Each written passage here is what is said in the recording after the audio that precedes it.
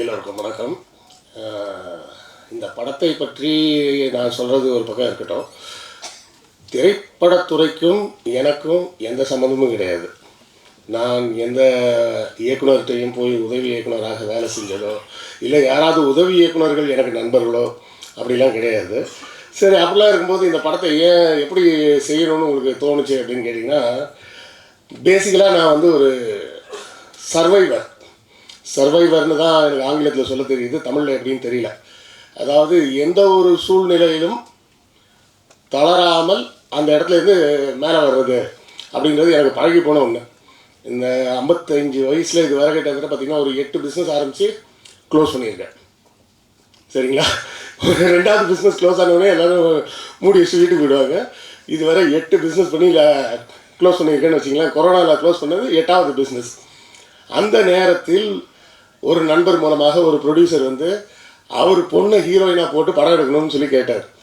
சரின்னு நாங்கள் கதையெல்லாம் எழுதிட்டோம். நம்ம மைனர் சொன்னது தான், கொரோனா டைமில் தான்.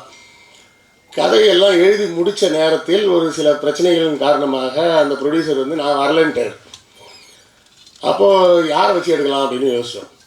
ஒன்று எடுத்தால் நயன்தாரா வச்சு எடுப்போம், இல்லைனா யாருமே வேணாம் விடு அப்படின்னு சொல்லி தான் முடிவு பண்ணி இந்த இடத்துக்கு இப்படி யாருடைய முகத்தையும் காட்டாமல் எடுக்கலாம் அப்படின்னா அதுவே ஒரு புதுமையாக இருக்குமே அப்படின்னு சொல்லி மாற்றினோம்.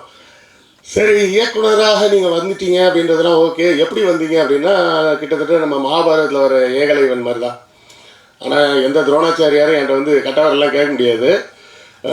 ஏன்னா எங்கள் தலைவரே சொல்லியிருக்கார், கட்டை விரலை கேட்டால் பட்டை உரியும் அப்படின்னு. அது ஒரு பக்கம் இருந்தாலும் இருக்கக்கூடிய அந்த துரோணர்களின் எண்ணிக்கை ரொம்ப ஜாஸ்தி. என் கை விரல் மட்டும் பத்தாது, கால் விரலையும் கட் பண்ணி கொடுக்கணும். அதுவும் பத்தாதுன்னா உமாவதிட்ட கடமையும் வேறு கட் பண்ணி கொடுக்கணும். அவ்வளோ பேர்கிட்ட எடுத்துருக்குறோம். எத்தனை பேர் கவனிச்சிங்கன்னு தெரில.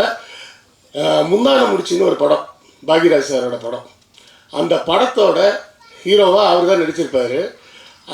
எல்லா படத்துலையும் பார்த்திங்கன்னா ஒவ்வொரு கேரக்டருக்கும் ஒரு பேர் வச்சுருப்பாங்க. அந்த காலத்தில் இதை யாரும் கவனிக்காமையே விட்டுட்டாங்கன்னு தான் நினைக்கிறேன். முந்தான முடிச்சு படத்தில் வந்த பாக்யராஜ் சாரோட கேரக்டரோட பேர் யாராச்சும் சொல்ல முடியுமா? ஏன்னு கேட்டிங்கன்னா அந்த கேரக்டருக்கு அவர் பேரே வைக்கல. படம் ஃபுல்லாகவே எல்லாரும் அவரை வாத்தியார் வாத்தியார் வாத்தியார் தான் கூப்பிடுவாங்க. அந்த படத்தில் நான் கடைசி கிளைமாக்ஸ் சீனில் கண்டிப்பாக சொல்லிவிடுவாங்க அப்படின்னு எதிர்பார்த்தேன். ஏன்னா ஊர்வசி போய் குடும்ப கட்டுப்பாடு ஆப்ரேஷன் பண்ண போயிருப்பாங்க. இவர் போய் அந்த ஹாஸ்பிட்டலில் அவங்கள கூப்பிட்டு வர்றதுக்காக போகிறப்ப அட்லீஸ்ட் டாக்டர் வந்து உங்கள் பேர் என்ன அப்படின்னு கேட்பாங்க அப்படின்னு நினச்சேன்.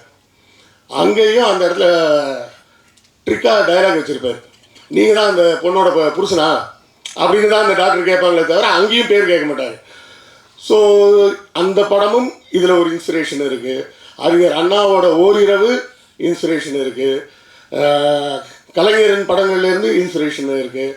இன்னும் சொல்லப்போனால் பார்த்திபன்னால அதாவது சொல்கிறேன், இந்த நான் கற்றுக்கிட்ட துரோணர்கள் அப்படின்னு சொன்னால் என் கை விரல்கள் என் கால் விரல்கள் மட்டும் இல்லாமல் உமாவதியும் கடன் வாங்கி தான் வெட்டி கொடுக்கணும் அப்படின்ற கட்டாயத்தில் இப்படியாக ஒரு வித்தியாசமாக ஒரு படத்தை செய்யணும்னு முடிவு பண்ணோம். இதில் பெண்கள் குறித்து, பெண்கள் பாதுகாப்பு குறித்து, பெண்கள் எதை கண்டு அச்சப்படக்கூடாது அப்படிங்கிறதெல்லாம் குறித்து ஒரு விழிப்புணர்வோடு சேர்த்து கொடுக்குற மாதிரி ஒரு படம் பண்ணணும் அப்படின்னு தான் பிளான் பண்ணி இதை பண்ணியிருக்கிறோம். இது பல படங்களின் தழுவலாகவும் இருக்கலாம், சாயலாகவும் இருக்கலாம், காப்பின்னு கூட சில பேர் சொல்லலாம். ஆனால் கதை வந்து ஃப்ரெஷ்ஷாக தான் இருக்கும், அதுக்கு நான் கேரண்டி. ஸோ இந்த படம் கண்டிப்பாக பேசப்படும்னு நம்புகிறோம். ஏன்னா ஒரு கிரியேட்டராக நான் பாசிட்டிவாக தான் எதிர்பார்க்க முடியும். படம் திரைக்கு வந்த பிறகு உங்கள் ஆதரவுக்காக காத்திருக்கிறோம். இன்னும் நிறைய பேசலாம், இன்னும் நண்பர்கள் பேச வேண்டி இருக்குது அப்படின்றதுனால நம்ம இதோடு இதை முடிச்சுக்கலாம். மீண்டும் மற்றொரு சந்தர்ப்பத்தில் இன்னும் விரிவாக பேசலாம். நன்றி, வணக்கம்.